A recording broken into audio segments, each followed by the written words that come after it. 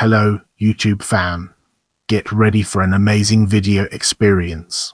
Thank you for joining us today as we dive into Strauss-Howe generational theory. The Strauss-Howe generational theory, devised by William Strauss and Neil Howe, describes a theorized recurring generation cycle in American history and Western history. According to the theory, historical events are associated with recurring generational personas archetypes. Each generational persona unleashes a new era called a turning lasting around years, in which a new social, political, and economic climate mood exists. They are part of a larger cyclical saeculum along human life, which usually spans between 80 and 100 years, although some saecula have lasted longer. The theory states that a crisis recurs in American history after every saeculum, which is followed by a recovery high. During this recovery, institutions and communitarian values are strong. Ultimately, succeeding generational archetypes attack and weaken institutions in the name of autonomy and individualism, which eventually creates a tumultuous political environment that ripens conditions for another crisis. Strauss and Howe laid the groundwork for their theory in their book Generations, The History of America's Future, 1584 to 2069, 1991, which discusses the history of the United States as a series of generational biographies going back to 1584. In their book The Fourth Turning, 1997, the authors expanded the theory to focus on a fourfold cycle of generational types and recurring mood eras to describe the history of the United States, including the 13 colonies and their British antecedents. However, the authors have also examined generational trends elsewhere in the world and described similar cycles in several developed countries. Academic response to the theory has been mixed, with some applauding Strauss and Howe for their bold and imaginative thesis, while others have criticized the theory as being overly deterministic, unfalsifiable, and unsupported by rigorous evidence. Former U.S. Vice President Al Gore, who graduated from Harvard University with Strauss, calls Generations the most stimulating book on American history he'd ever read. He even sent a copy to each member of Congress. The theory has been influential in the fields of generational studies, marketing, and business management literature. However, the theory has also been described by some historians and journalists as pseudoscientific, kooky, and an elaborate historical horoscope that will never withstand scholarly scrutiny. Academic criticism has focused on the lack of rigorous empirical evidence for their claims, as well as the author's view that generational groupings are more powerful than other social groupings, such as economic class, race, sex, religion, and political parties. In the upcoming section, we'll be shining a light on history and works. William Strauss and Neil Howe's partnership began in the late years when they began writing their first book Generations, which discusses the history of the United States as a succession of generational biographies. Each have written on generational topics, Strauss on baby boomers and the Vietnam War draft, and Howe on the GI generation and federal entitlement programs. Strauss co-wrote 2 books with Lawrence Basker about how the Vietnam War affected the baby boomers, Chance and Circumstance, the Draft, the War, and the Vietnam Generation 1978 and Reconciliation after Vietnam 1977. Neil Howe studied what he believed to be the US entitlement attitude of the heirs and co-authored on Borrowed Time, How the Growth in Entitlement Spending Threatens America's Future in 1988 with Peter George Peterson. The author's interest in generations as a broader topic emerged after they met in Washington, D.C., and began discussing the connections between each of their previous works. They wondered why boomers and Ys had developed such different ways of looking at the world, and what it was about these generations' experiences growing up that prompted their different outlooks. They also wondered whether any previous generations had acted along similar lines, and their research discussed historical analogues to the current generations. They ultimately described a recurring pattern in the Anglo-American history of 4 generational types, each with a distinct collective persona, and a corresponding cycle of 4 different types of era, each with a distinct mood. The groundwork for this theory was laid out in Generations in 1991, Generations helped popularize the idea that people in a particular age group tend to share a distinct set of beliefs, attitudes, values, and behaviors because they all grow up and come of age during a particular period in history. Strauss and Howe followed in 1993 with their second book 13th Gen, Abort, Retry, Ignore, Fail, which was published while Gen Xers were young adults. The book examines the generation born between 1961 and 1981, Gen Xers, which they called Iers, describing them as the 13th generation since the US became a nation. The book asserts that Iers' location in history as underprotected children during the consciousness revolution explains their pragmatic attitude. They describe Gen Xers as growing up during a time when society was less focused on children and more focused on adults and their self-actualization. Strauss and Howe's theory provided historical information regarding living and past generations and made various predictions. Many of their predictions were regarding the millennial generation, who were young children when they began their work, thus lacking significant historical data. In Generations 1991 and The Fourth Turning 1997, the two authors discussed the generation gap between baby boomers and their parents and predicted there would be no such gap between millennials and their elders. In 2000, they published Millennials Rising, the Next Great Generation. This work discussed the personality of the millennial generation, whose oldest members were described as the high school graduating class of the year 2000. In the 2000 book, Strauss and Howe asserted that millennial teens and young adults were recasting the image of youth from downbeat and alienated to upbeat and engaged. They credited increased parental attention and protection for these positive changes. They asserted millennials are held to higher standards than adults apply to themselves and that they are a lot less vulgar and violent than the teen culture older people produce for them. They described them as less sexually charged and as ushering in a new sexual modesty, with an increasing belief that sex should be saved for marriage and a return to conservative family values. The authors predicted that over the following decade, millennials would transform what it means to be young and could emerge as the next great generation. The book was described as an optimistic, feel-good book for the parents of the millennial generation, predominantly the baby boomers.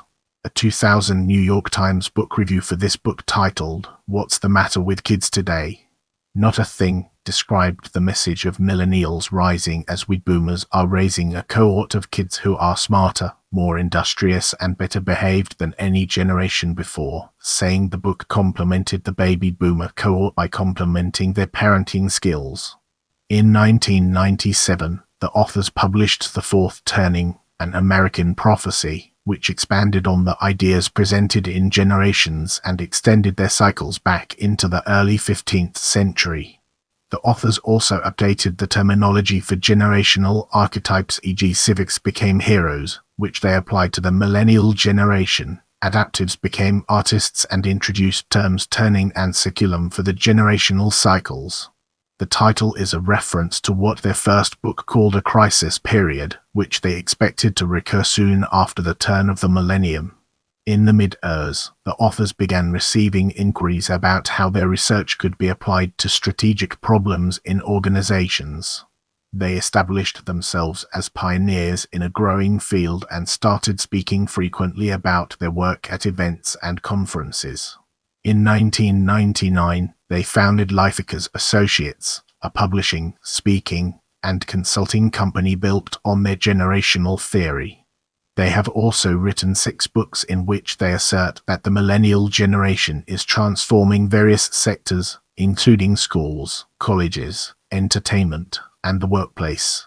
On December 18, 2007, William Strauss died at the age of 60 from pancreatic cancer. Neil Howe continues to expand Lifeikers Associates and to write books and articles on a variety of generational topics.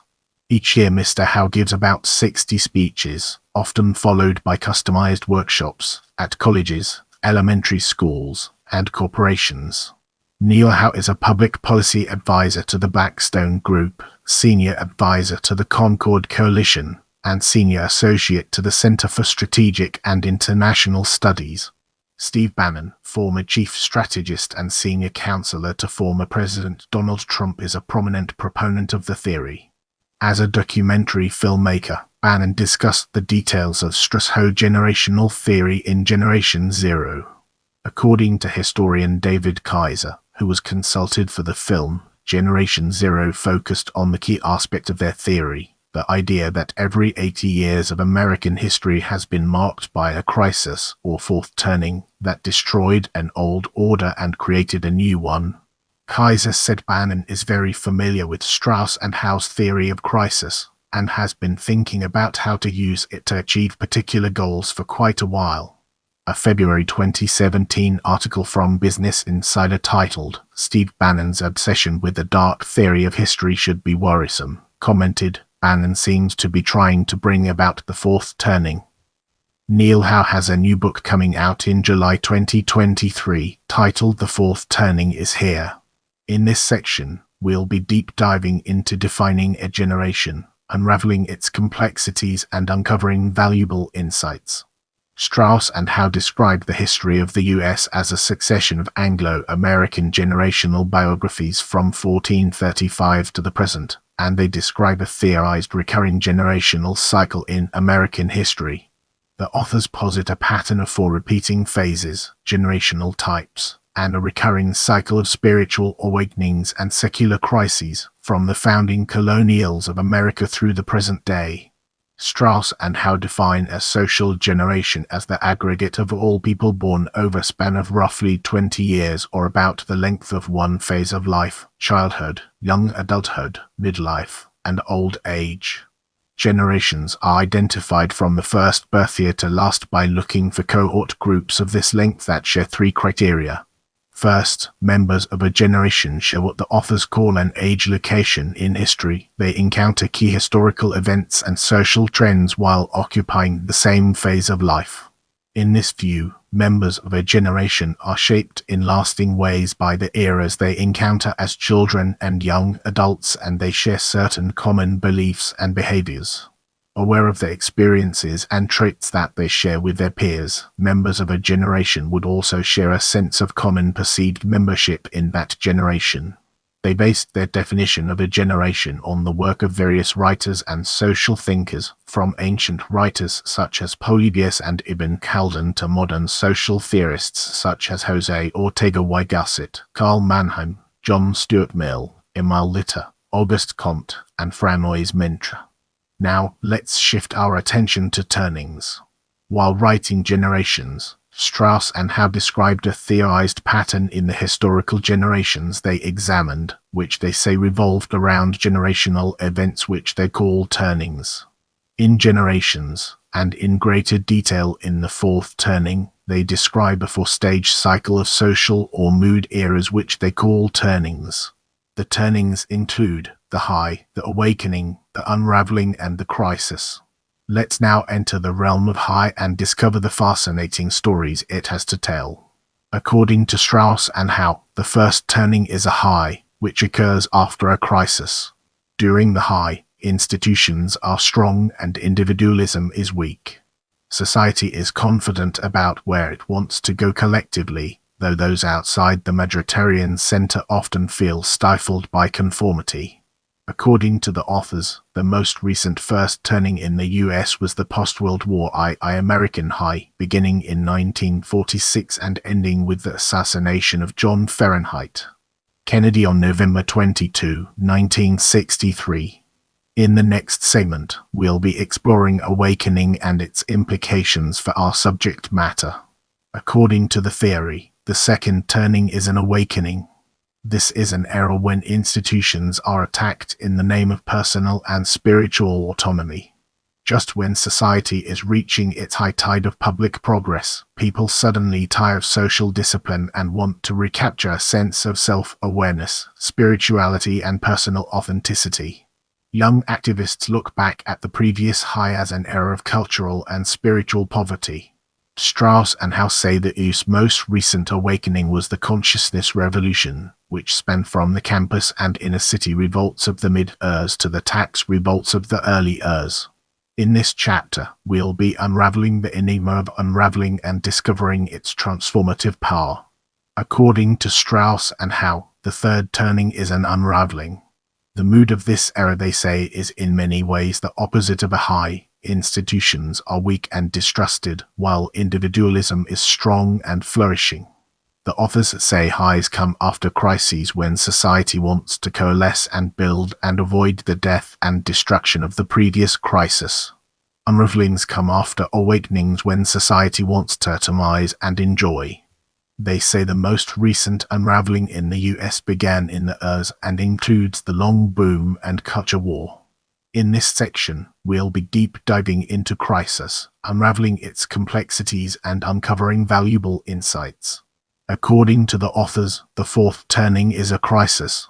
This is an era of destruction, often involving war or revolution, in which institutional life is destroyed and rebuilt in response to a perceived threat to the nation's survival. After the crisis, civic authority revives, cultural expression redirects toward community purpose, and people begin to locate themselves as members of a larger group. The authors say the previous fourth turning in the US began with the Wall Street crash of 1929 and climaxed with the end of World War II. The GI generation, which they call a hero archetype, born 1901 to 1924, came of age during this era. They say their confidence, optimism, and collective outlook epitomized the mood of that era. The authors assert the millennial generation, which they also describe as a hero archetype, born 1982 to 2004, shows many similar traits to those of the GI youth, which they describe as including rising civic engagement, improving behavior, and collective confidence. Moving ahead, let's uncover the hidden gems within cycle and discover their significance. The authors describe each turning as lasting about years. 4 turnings make up a full cycle of about 80 to 90 years, which the authors term a saeculum, after the Latin word meaning both a long human life and a natural century. Generational change drives the cycle of turnings and determines its periodicity. As each generation ages into the next life phase and a new social role, society's mood and behavior fundamentally change, giving rise to a new turning. Therefore, a symbiotic relationship exists between historical events and generational personas. Historical events shape generations in childhood and young adulthood, then, as parents and leaders in midlife and old age, generations in turn shape history. Each of the 4 turnings has a distinct mood that recurs every saeculum. Strauss and Howe describe these turnings as the seasons of history. At one extreme is the awakening, which is analogous to summer, and at the other extreme is the crisis, which is analogous to winter. The turnings in between are transitional seasons. The high and the unraveling are similar to spring and autumn, respectively. Strauss and Howe have discussed 26 theorized turnings over 7 saecula in Anglo-American history, from the year 1435 through today. At the heart of Strauss and Howe's ideas is a basic alternation between 2 different types of eras, crises and awakenings. Both of these are defining eras in which people observe that historic events are radically altering their social environment. Crises are periods marked by major secular upheaval, when society focuses on reorganizing the outer world of institutions and public behavior. They say the last American crisis was the period spanning the Great Depression and World War II. Awakenings are periods marked by cultural or religious renewal, when society focuses on changing the inner world of values and private behavior. The last American awakening was the consciousness revolution of the ers and ers. During crises, great peril provokes a societal consensus, an ethic of personal sacrifice, and strong institutional order. During awakenings, an ethic of individualism emerges, and the institutional order is attacked by new social ideals and spiritual agendas. According to the authors, about every 80 to 90 years, the length of a long human life, a national crisis occurs in American society. Roughly halfway to the next crisis, a cultural awakening occurs. Historically, these have often been called Great Awakenings. In describing this cycle of crises and awakenings, They draw from the work of other historians and social scientists who have also discussed long cycles in American and Europe history. The cycle of crises corresponds with long cycles of war identified by such scholars as Arnold J. Toynbee, Quincy Wright, and L. Farrar Jr., and with geopolitical cycles identified by William R. Thompson and George Modelsky. Strauss and Howe say their cycle of awakenings corresponds with Anthony Wallace's work on revitalization movements. They also say recurring crises and awakenings correspond with two-stroke cycles in politics. Walter Dean Burnham, Arthur Schlesinger Sister and Jr., Foreign Affairs Frank L. Klingberg, and economy Nikolai Kondratiev, as well as with long-term oscillations in crime and substance abuse. Prepare yourself for an in-depth analysis of archetypes in this section. The authors say two different types of eras and two formative age locations associated with them, childhood and young adulthood, produce four generational archetypes that repeat sequentially, in rhythm with the cycle of crises and awakenings. In generations, they refer to these four archetypes as idealist, reactive, civic, and adaptive. In the fourth, turning 1997, they changed this terminology to prophet, nomad, hero, and artist. They say the generations in each archetype not only share a similar age location in history, but they also share some basic attitudes towards family, risk, culture and values, and civic engagement. In essence, generations shaped by similar early life experiences develop similar collective personas and follow similar life trajectories. To date, Strauss and Howe have described 25 generations in Anglo-American history, each with a corresponding archetype. The authors describe the archetypes as follows. Now, let's delve into the intricacies of prophet and explore its various aspects. Prophet idealist generations enter childhood during a time of rejuvenated community life and consensus around a new societal order. Prophets grow up as the increasingly indulged children of this post-crisis era, come of age as self-absorbed young crusaders of an awakening, focus on morals and principles in midlife, and emerge as elders guiding another crisis. Examples: Transcendental Generation, Missionary Generation, Baby Boomers. With that being said, let's now move on to Nomad. Nomad reactive generations enter childhood during an awakening, a time of social ideals and spiritual agendas when young adults are passionately attacking the established institutional order. Nomads grow up as underprotected children during this awakening, come of age as alienated, post-awakening young adults, become pragmatic midlife leaders during a crisis, and age into resilient post-crisis elders. Examples: Gilded Generation, Lost Generation, Generation X. In this part of the video, we'll be diving deep into Hero and unraveling its profound impact. Hero civic generations enter childhood during an unraveling, a time of individual pragmatism, self-reliance, and laissez-faire. Heroes grow up as increasingly protected post-awakening children, come of age as team-oriented young optimists during a crisis, emerge as energetic, overly confident midlifers, and age into politically powerful elders attacked by another awakening. Examples: Republican Generation, GI Generation, Millennials. Let's now zoom in on artist and uncover the hidden gems that lie within. Artist adaptive generations enter childhood during a crisis, a time when great dangers cut down social and political complexity in favor of public consensus, aggressive institutions, and an ethic of personal sacrifice. Artists grow up overprotected by adults preoccupied with the crisis, come of age as the socialized and conformist young adults of a post-crisis world, break out as process-oriented midlife leaders during an awakening, and age into thoughtful post-awakening elders. Examples: Progressive Generation, Silent Generation, Homeland Generation. In this section, we'll be peeling back the layers of summary to reveal its true essence. An average life is 80 years and consists of 4 periods of years. Childhood, young adult, midlife, elderhood. A generation is an aggregate of people born every years. Baby Boomers, Gen X, Millennials, Homelanders. Each generation experiences 4 turnings every years. High awakening unraveling crisis. A generation is considered dominant or recessive according to the turning experienced as young adults. But as a youth generation comes of age and defines its collective persona, an opposing generational archetype is in its midlife peak of power. Dominant, independent behavior plus attitudes in defining an era.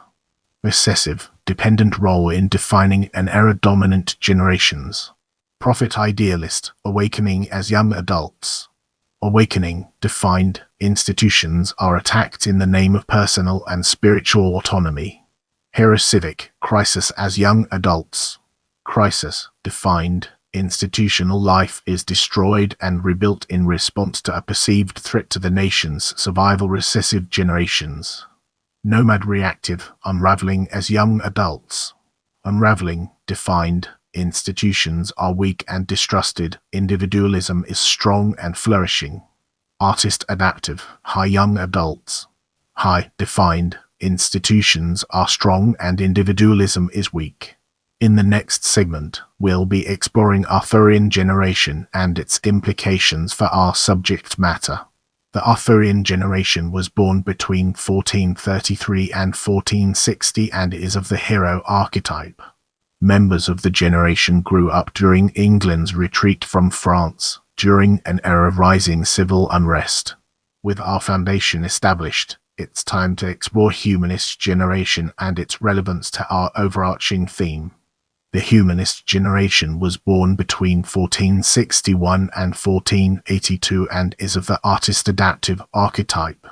This generation came of age at the height of the Middle Ages, just prior to the Reformation and Renaissance. For the educated classes, life was fairly static, with Renaissance humanist teaching and a clear career path through the church or state bureaucracy becoming increasingly available for the educated middle classes.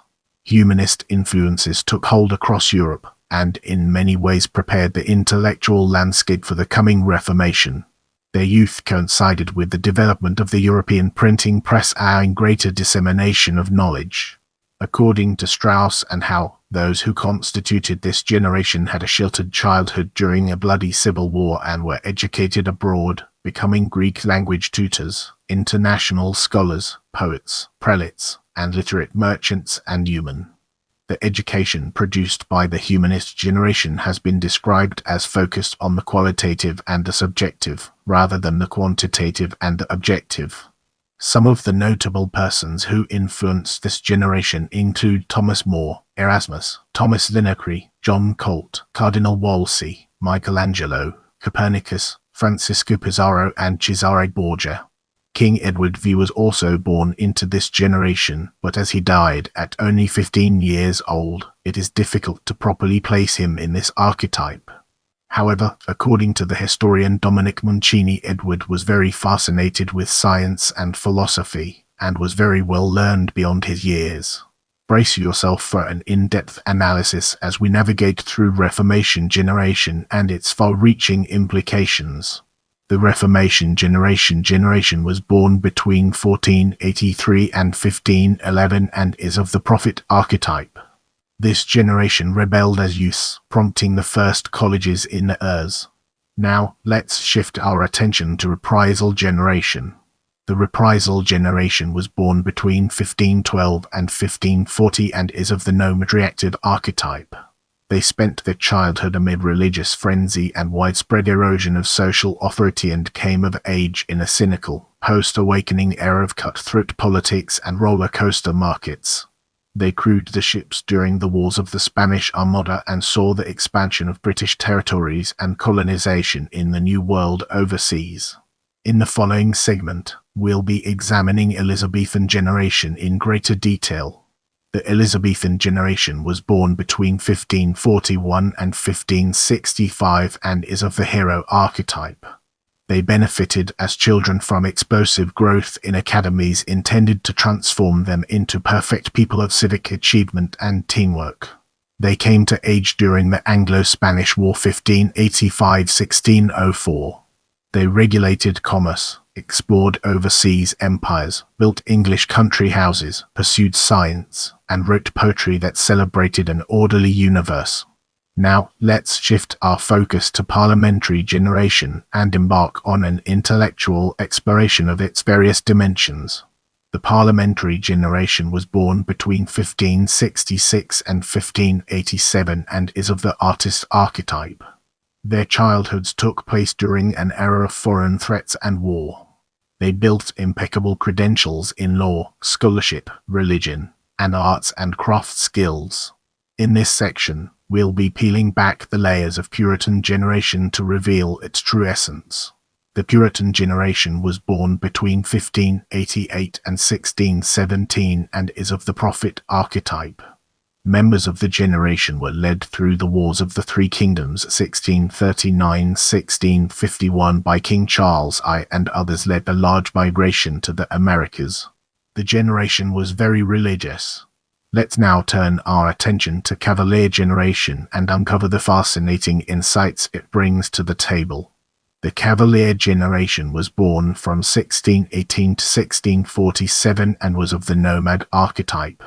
Members of this generation grew up in an era of religious upheaval and family collapse. Their generation was notoriously violent and uneducated, causing men to take great risks and resulting in many young deaths. Turning our focus to Glorious generation, let's explore its key elements. The Glorious generation was born from 1648 to 1673 and was of the hero archetype. They had a protected childhood with tax-supported schools and new laws discouraging the kidnapping of young servants. After proving their worth in the Indian Wars and triumphing in the Glorious Revolution, they were rewarded with an electoral office at a young age. As young adults, they took pride in the growing political, commercial, and scientific achievements of England. They designed insurance, paper money, and public works. In this part of the video, we'll be diving deep into Enlightenment generation and unraveling its profound impact. The Enlightenment generation was born between 1674 and 1700 and was of the artist archetype. They grew up as protected children when families were close, youth risk discouraged, and good educations and well-connected marriages highly prized. As adults, they provided America's first large cadre of credentialed professionals, political managers, and plantation administrators. Examples in Europe include George Frederick Handel, Antonio Vivaldi, Domenico Scarlatti, and Johann Sebastian Bach. Let's now shift our focus to Awakening generation and explore the ways in which it shapes our perspective. The Awakening generation was born between 1701 and 1723 and was of the prophet archetype. They were the first colonial generation to consist mostly of the offspring of native-born parents. As adults, they attacked their elders' moral complacency in a spiritual firestorm. Prepare yourself for an eye-opening discussion on Liberty generation in the upcoming portion of this video.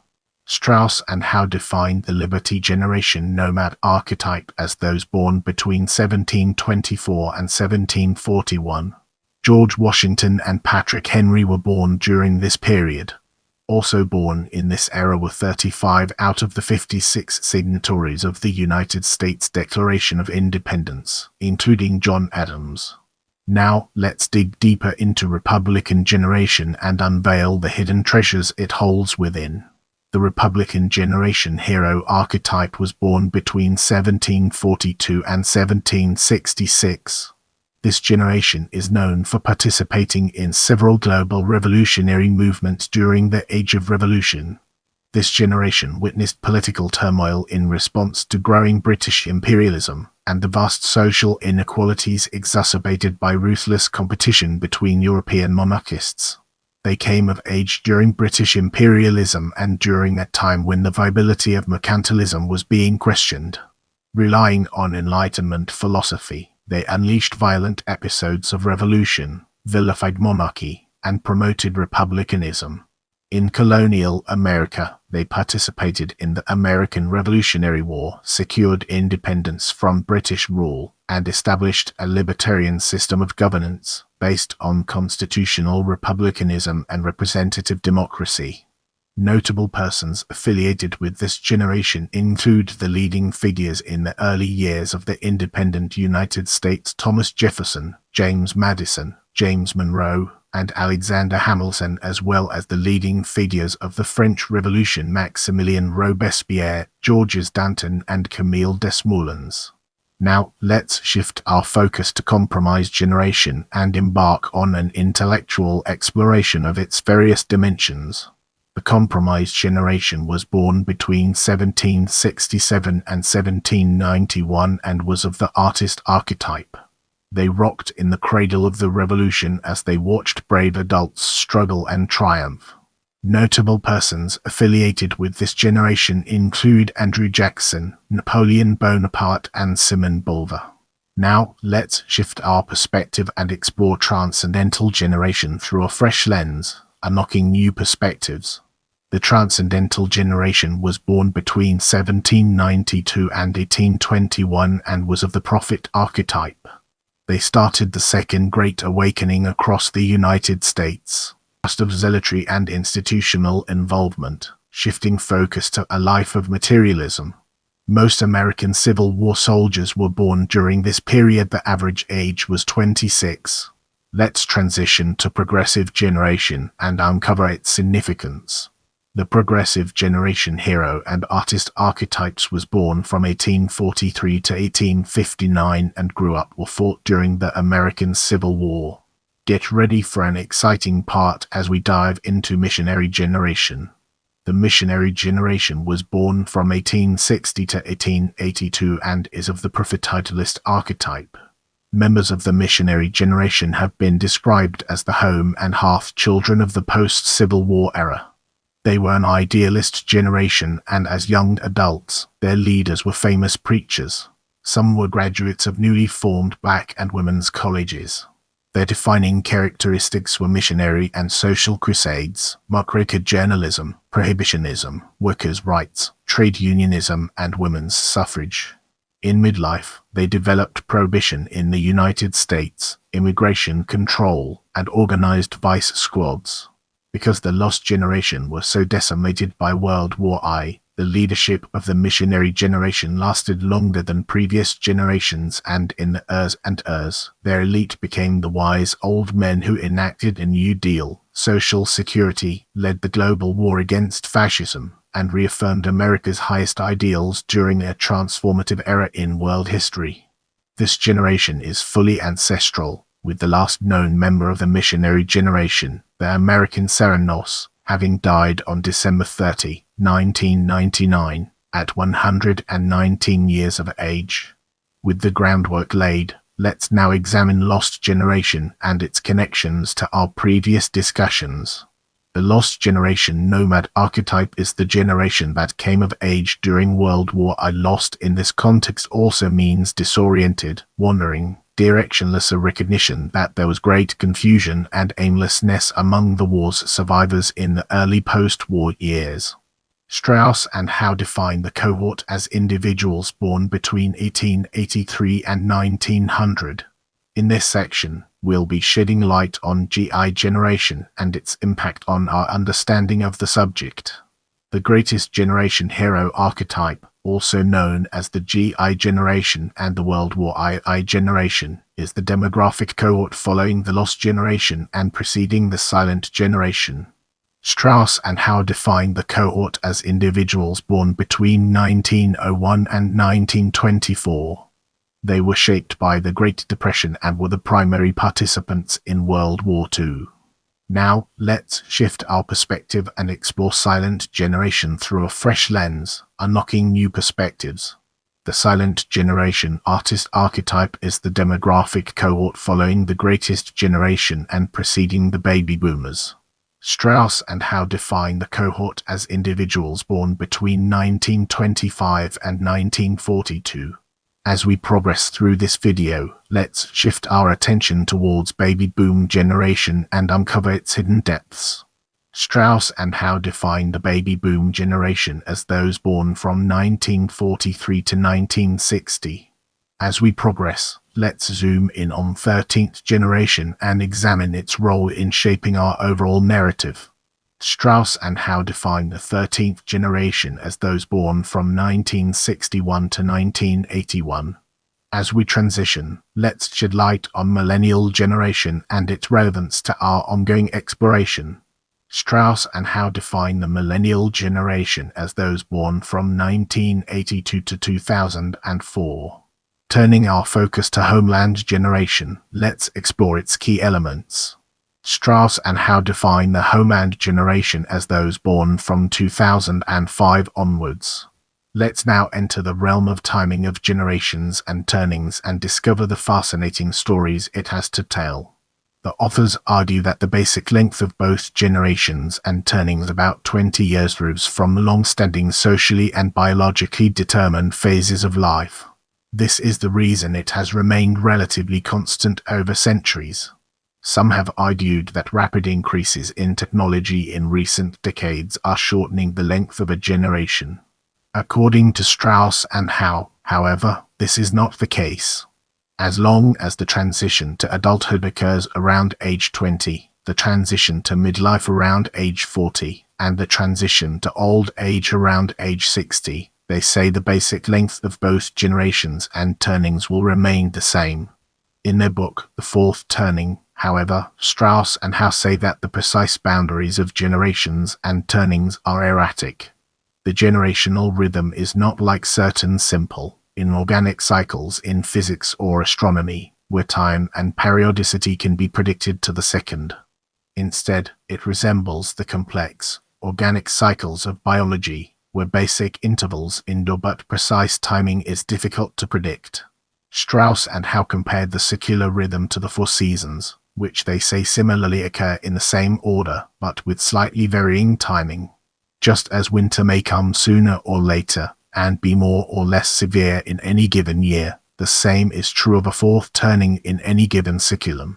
Generation, archetype generation, birth year span, entered childhood in a turning year span, late medieval saeculum, Arthurian generation, hero civic 28, third turning, unraveling, retreat from France 24, humanist generation, artist adaptive 22, fourth turning, crisis, War of the Roses 28, Reformation saeculum 107 years, Reformation generation, prophet idealist 28, first turning, high Tudor Renaissance 30, reprisal generation, nomad reactive 29, second turning, awakening, Protestant Reformation 25, Elizabethan generation, hero civic 24, third turning, unraveling, reaction, and Marian restoration 27, parliamentary generation, artist adaptive 22, fourth turning, crisis, Armada crisis 25, New World saeculum 110 years, Puritan generation, prophet idealist 31st turning, high Mary England 27, Cavalier generation, nomad reactive 32nd turning, awakening, Puritan awakening 26, glorious generation, hero civic 26, third turning, unraveling, restoration 26, enlightenment generation, artist adaptive 27, fourth turning, crisis, glorious revolution 29, revolutionary saeculum 90 years, awakening generation, prophet idealist 23, first turning, high Augustan age of empire 23, liberty generation, nomad reactive 18, second turning, awakening, great awakening 19, republican generation, hero civic 25, third turning, unraveling, 7 years, war French and Indian War 27, compromise generation, artist adaptive 23, fourth turning, crisis, age of revolution 21, civil war saeculum 71 years, transcendental generation, prophet idealist 28, first turning, high era of good feelings 28, gilded generation, nomad reactive 21, second turning, awakening, transcendental awakening 22, hero civic 16, third turning, unraveling, Mexican-American War, sectionalism 16, progressive generation, artist adaptive 17, fourth turning, crisis, Civil War 5, great power saeculum 81 years, missionary generation, prophet idealist 23, first turning, high, reconstruction, gilded age 21, lost generation, nomad reactive 18, second turning, awakening, missionary awakening, progressive era 22, GI generation, hero civic 24, third turning, unraveling, World War I, Roaring Twenties, Prohibition 21, Silent Generation, Artist Adaptive 18, Fourth Turning, Crisis, Great Depression, World War I 17 millennial saeculum years baby boom generation prophet idealist 18 first turning high American high 18 13th generation nomad reactive 21 second turning awakening consciousness revolution fourth great awakening 20 millennial generation hero civic 23 third turning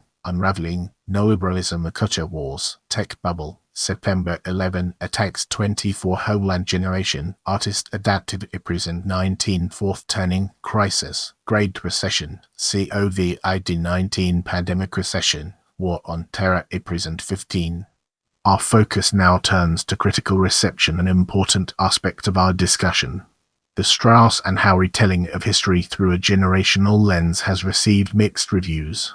Many reviewers have praised the authors for their ambition, erudition, and accessibility.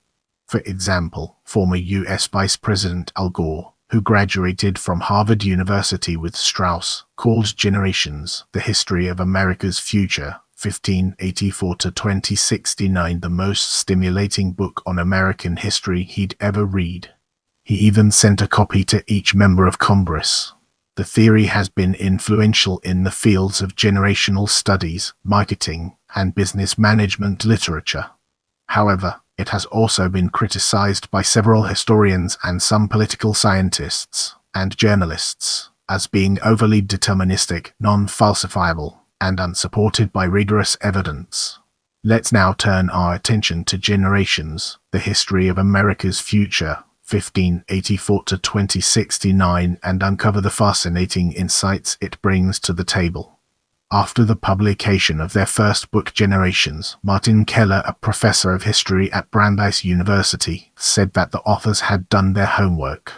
He said that their theory could be seen as pop sociology and that it would come in for a lot more criticism as history. But it's almost always true that the broader you cast your net, the more holes it's going to have. And I admire boldness. Sociologist David Reisman and political scientist Richard Neustadt offered strong, if qualified, praise. Reisman found in the work an impressive grasp of a great many theoretical and historical bits and pieces, and Neustadt said Strauss and Howe are asking damned important questions. An Ionatham Times literary supplement called it fascinating and about as vague and plausible as astrological predictions. Publishers Weekly called it as woolly as a newspaper horoscope. In 1991, Jonathan Alter wrote in Newsweek that Generations was a provocative, erudite, and engaging analysis of the rhythms of American life. However, he believed it was also an elaborate historical horoscope that will never withstand scholarly scrutiny. He continued, "These sequential peer personalities are often silly, but the book provides reams of fresh evidence that American history is indeed cyclical, as Arthur Schlesinger Jr. and others have long argued." But he complained, the generational boundaries are plainly arbitrary. The authors lump together everyone born from 1943 through the end of 1960 baby boomers, the group whose two extremes have little in common, and the predictions are facile and reckless. He concluded, however fun and informative, the truth about generational generalizations is that they're generally unsatisfactory. Arthur East Levine, a former president of the Teachers College of Columbia University, said generational images are stereotypes. There are some differences that stand out, but there are more similarities between students of the past and the present. But if you wrote a book saying that, how interesting would it be? In response to criticism that they stereotype or generalize all members of a generation, the authors have said, "We've never tried to say that any individual generation is going to be monochromatic. It'll obviously include all kinds of people. But as you look at generations as social units, we consider it to be at least as powerful and, in our view, far more powerful than other social groupings such as economic class, race, sex, religion, and political parties." Gerald Pershall wrote in 1991, "Generations is guaranteed to attract pop history and pop social science buffs. Among professional historians, it faces a tougher sell. Period specialists will resist the idea that their period is akin to several others. Sweeping theories of history are long out of fashion in the halls of Ivy, and the author's lack of academic standing won't help their cause. Their generational quartet is just too wooden and too neat, says one Yale historian. Prediction is for profits, scoffed William McLaughlin, a former history professor at Brown, who said it is wrong to think that if you put enough data together and have enough charts and graphs, you've made history into a science. He also said the book might get a friendlier reception in the sociology and political science departments than in the science department. In 1991, professor and New York Times writer Jay Dolan critiqued Generations for not talking more about class, race, and sex, to which Neil Howe replied that there are probably generalizations not even as effective as a generation to say something about how people think and behave. One of the things to understand is that most historians never look at history in terms of generations. They prefer to tell history as a seamless row of 55-year-old leaders who always tend to think and behave the same way, but they don't and they never have. If you look at the way America's 55-year-old leaders were acting in the, as you know, the ebullience and confidence of the Jacks and Albus and Hubert Humphreys, and compare them with today's leaders in Congress, the indecision, the lack of sure-footedness, I think you would have to agree that 55-year-olds do not always act the same way, and you're dealing with powerful generational forces at work that explain why one generation of war veterans, war heroes, and another generation which came of age in very different circumstances tend to have very different instincts about acting in the world. Responding to criticisms in 1991, William Strauss accepted that some historians might not like their theory, which they presented as a new paradigm for looking at American history that filled a need for a unifying vision of American history. In the next segment, we'll be exploring the fourth turning and its implications for our subject matter. In his review for the Boston Globe, historian David Kaiser called the fourth turning a provocative and immensely entertaining outline of American history. Strauss and Howe have taken a gamble. If the United States calmly makes it to 2015, their work will end up in the ashcan of history, but if they are right, they will take their place among the great American prophets. Kaiser has since argued that Strauss and Howe's predictions of coming crisis seems to have occurred, citing events such as the 2008 financial crisis and the recent political gridlock. Kaiser has incorporated Strauss and Howe's theory into historical works of his own, American Tragedy, Kennedy, Johnson, and the Origins of the Vietnam War 2000, and No End Save Victory, How FDR Led the Nation into War 2014. Michael Lind, a historian and co-founder of the New America Foundation, wrote that the fourth turning 1997 was vague and verged into the realm of pseudoscience. Most of the author's predictions about the American future turn out to be as vague as those of fortune cookies. Lind said that the theory is essential, non-falsifiable and mystifying, although he believed the authors did have some insights into modern American history. For the New York Times in 2017, Pulitzer-winning journalist Jeremy Peters wrote that many academic historians dismiss the book as about as scientific as astrology or a Nostradamus text. Get ready to immerse yourself in the world of 13th Gen as we examine its impact and relevance. In 1993, Andrew Leonard reviewed the book 13th Gen, Abort, Retry, Ignore, Fail. He wrote as the authors Strauss and Howe relentlessly attack the iniquitous child-abusive culture of the ers and exult in heaping insult after insult on their own generation. They caricature baby boomers as countercultural, long-haired, sex-obsessed hedonists. Their real agenda begins to surface. That agenda becomes clear in part of their wish list for how the 13th generation may influence the future. Ayers will reverse the frenzied and centrifugal cultural directions of their younger years. They will clean up entertainment, to diversify the culture, reinvent core symbols of national unity, reaffirm rituals of family and neighborhood bonding, and re-erect barriers to cushion communities from unwanted upheaval. Again in 1993, writing for the Globe and Mail, Jim Cormier reviewed the same book. Self-described boomers Howe and Strauss add no profound layer of analysis to previous pulp press observations. But in cobbling together a more extensive overview of the problems and concerns of the group they call the Iers, they've created a valuable primer for other fogies who are feeling seriously out of touch. Cormier wrote that the authors raised as many new questions as answers about the generation that doesn't want to be a generation. But at least they've made an honest, empathetic, and good-humoured effort to bridge the bitter gap between the 20-somethings and 40-somethings. In 1993, Charles Lawrence at the London Daily Telegraph wrote that, in 13th Gen, Strauss and Howe offered this youth generation a relatively neutral definition as the 13th American generation from the Founding Fathers. According to Alexander Ferran's review in iMagazine, 13th Gen is best read as the work of two top-level historians.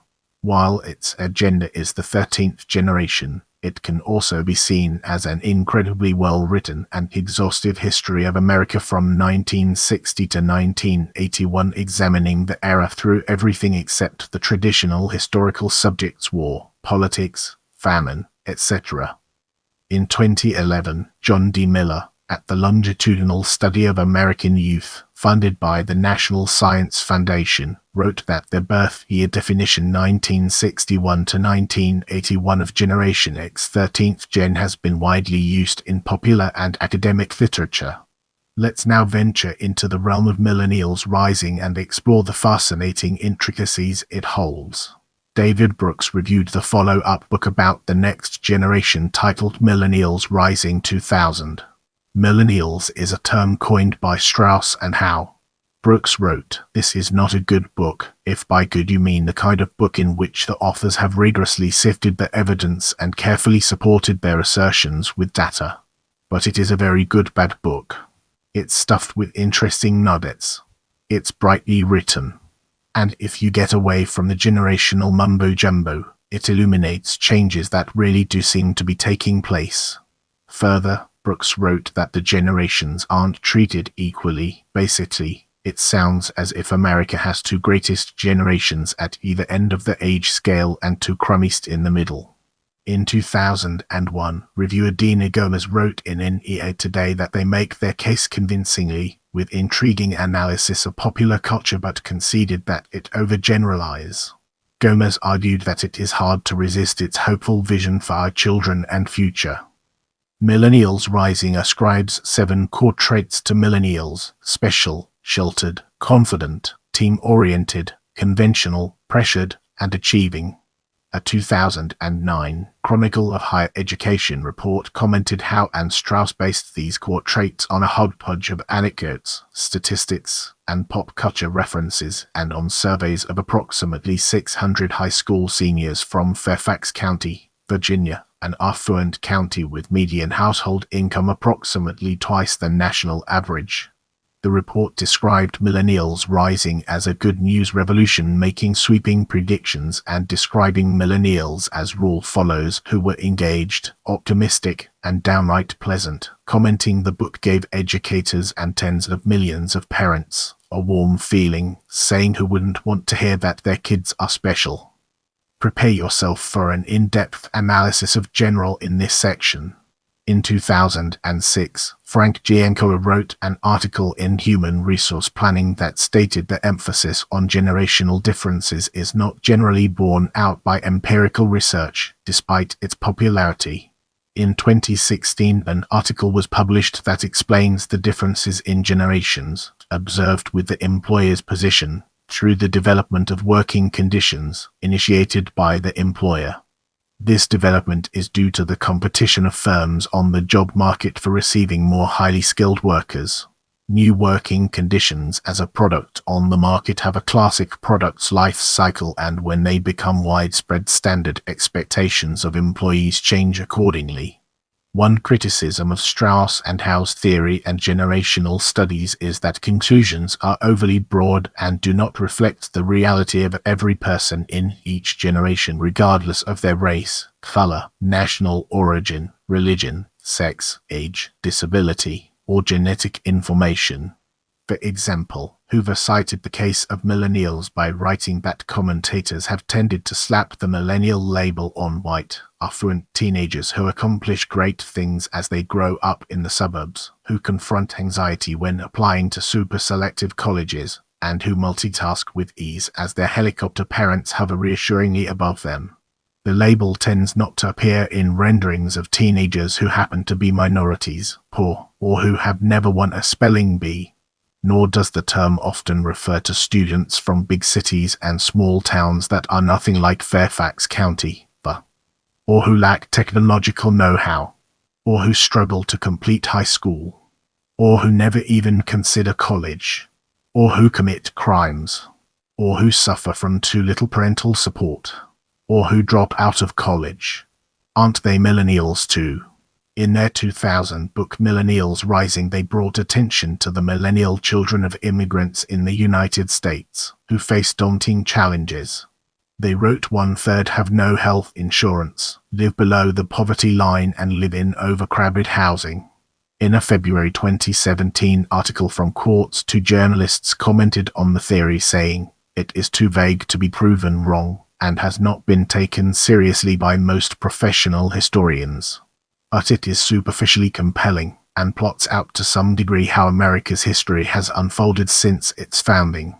In an April 2017 article from Politico, David Greenberg, a professor of history and media studies at Rutgers University, described Strauss generational theory as crackpot theories. A May 2017 article from Quartz described the Strauss generational theory as pseudoscience. Peter Turchin, a scientist and specialist in the fields of cultural evolution, clydynamics, and structural demographic theory, has criticized the theory, stating that it is not a scientific theory and that it is more akin to a prophecy, since it forces the historical record to fit a postulated cycle by stretching in some places and cutting off a bit here and there in others. Let's transition to in popular culture and uncover its significance. American electronic musician Onotrix Point never was inspired by the fourth turning for the concept of his 2018 album Age of and its accompanying performance installation MYRIAD. Will Arbery's play Heroes of the Fourth Turning, first produced at New York's Playwrights Horizons in 2019, is inspired by the theories of Strauss and Howe, and the character Teresa is a vocal proponent of them. The 2022 Netflix series The Watcher features a scene citing postulations from the fourth turning. Remember, knowledge is power. Keep learning, growing, and exploring.